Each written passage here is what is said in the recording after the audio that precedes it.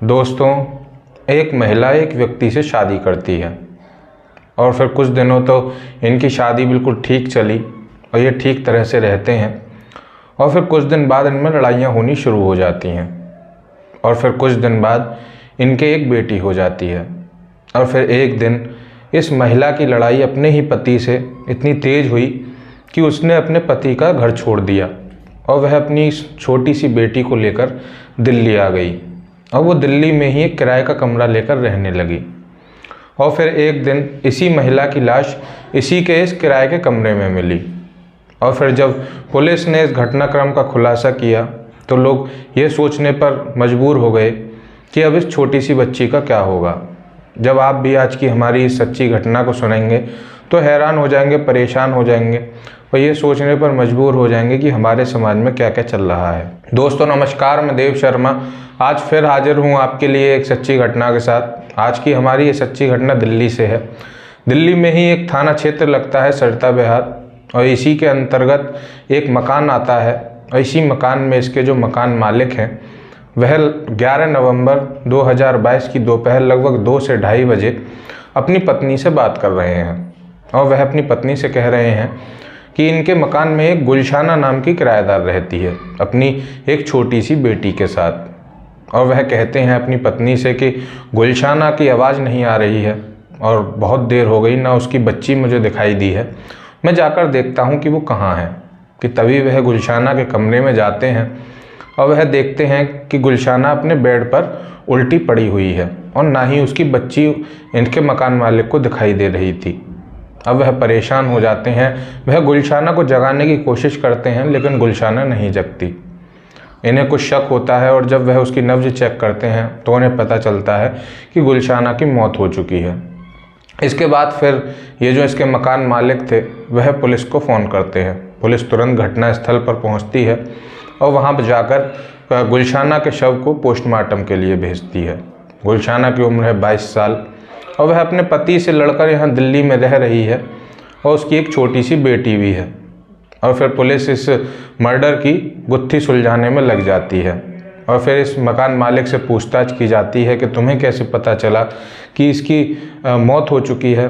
तो वो मकान मालिक बताता है कि साहब ये 10 तारीख की रात से ही जब मैंने इसके कमरे में कोई चहल पहल नहीं देखी और ना ही इसकी बेटी को देखा और मैंने जब जाके देखा तो मुझे ये मृत मिली। फिर पुलिस इस मकान मालिक से ये पूछती है कि क्या गुलशाना का कोई रिश्तेदार है या कोई करीबी यहाँ रहता है। तो मकान मालिक बताता है कि साहब मैं गुलशाना के बारे में ज़्यादा तो नहीं जानता, लेकिन बस इतना पता है कि ये अपने पति से लड़कर यहाँ दिल्ली आई है और इसका पति भी कभी जब से दिल्ली आई है वह इसके पास नहीं आया। लेकिन एक व्यक्ति है जो इसके पास हमेशा आया जाया करता था और इसका नाम है राहुल। इसकी उम्र है 30 साल और जहाँ ओखला इंडस्ट्रियल एरिया में ये गुलशाना काम करती थी एक फैक्ट्री में, उसी के बराबर वाली फैक्ट्री में ये राहुल काम करता है। फिर पुलिस पूछती है कि क्या राहुल में और इस गुलशाना में कोई रिश्ता है, तो ये मकान मालिक साफ मना कर देता है। इसके बाद फिर इस राहुल का पता लगाया जाता है। फिर पुलिस इस राहुल की फैक्ट्री पहुंचती है जहां ये काम करता था और वहां पूछताछ करने के बाद पुलिस के हाथ कुछ नहीं लगता क्योंकि इसे किसी ने 2 से 3 दिन से नहीं देखा था। लेकिन पुलिस को वहां से इसका नंबर मिला और फिर पुलिस ने इसके नंबर को ट्राई किया तो वह बंद जा रहा था। पुलिस को इस पर पूरी तरह शक हो चुका था और ये ही अब पुलिस के निगाहों में इस मामले का प्राइम सस्पेक्ट बन चुका था।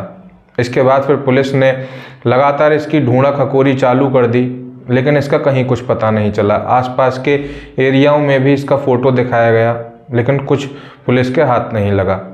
फिर एक दिन जब पुलिस ने अपने मुखबिर एक्टिव कर दिए, फिर एक दिन एक मुखबिर ने पुलिस को ये खबर दी कि सरिता विहार के पास ही एक आली गांव नाम का एरिया है, मदनपुर खादर आली गांव, और इसी के जंगलों में ये 30 वर्ष का राहुल यहाँ छुपा हुआ है।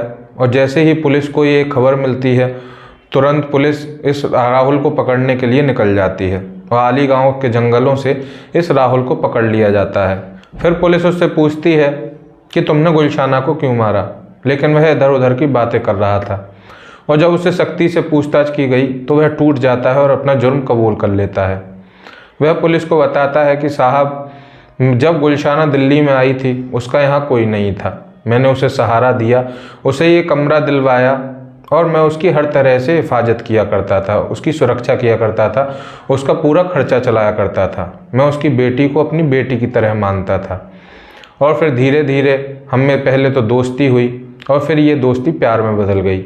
मैंने गुलशाना को अपनी ही फैक्ट्री के बराबर में काम दिलवा दिया था, उसकी ज़िंदगी भी अच्छी चल रही थी और मैं गुलशाना से शादी करना चाहता था।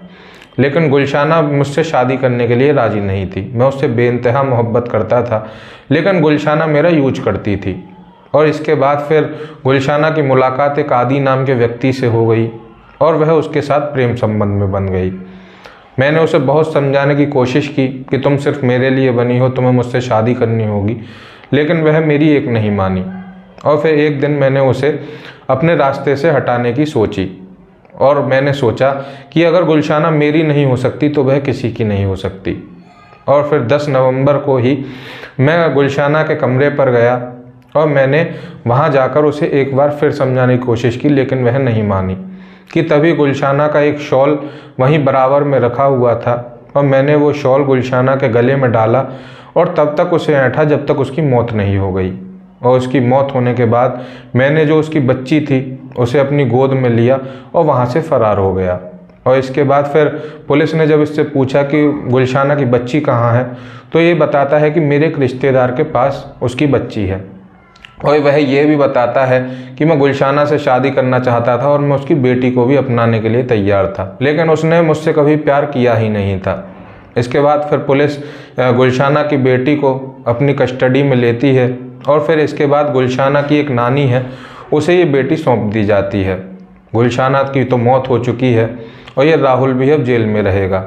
पुलिस ने इस पर गंभीर धाराओं में मुकदमा दर्ज कर इसे जेल भेज दिया गया है। लेकिन दोस्तों, इस कहानी का अफसोसनाक अंत बस यही है कि इस माँ के प्यार के चक्कर में माँ तो जान से गई ही, लेकिन इसकी जो बेटी है वह भी अनाथ हो गई। अब पता नहीं उसका ज़िंदगी भर कौन ख्याल रखेगा। दोस्तों, इस अपराधी राहुल ने भी बहुत गंदे जुर्म को अंजाम दिया है। उसने एक बार अपनी इस प्रेमिका की बेटी की तरफ भी नहीं देखा, जो छोटी सी बेटी है, कि उसे कौन पालेगा, और वह लगातार अपनी ही प्रेमिका का गला घोंटता रहा और उसकी हत्या कर दी।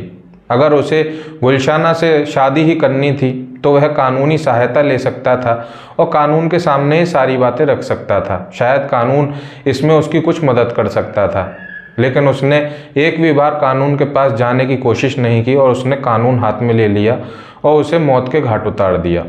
दोस्तों, आज के लिए बस इतना ही। आगे मिलता हूँ आने वाली सच्ची घटना के साथ। अगर आपको हमारी सच्ची घटना पसंद आई हो तो लाइक करें, शेयर करें, हमारे चैनल को भी सब्सक्राइब करें और बेल आइकन भी दबाएं ताकि आने वाली सारी सच्ची घटनाओं का नोटिफिकेशन आपको मिलता रहे। और अब आपसे गुजारिश, कृपया सतर्क रहें, सुरक्षित रहें, जागरूक रहें। धन्यवाद। जय हिंद, जय भारत।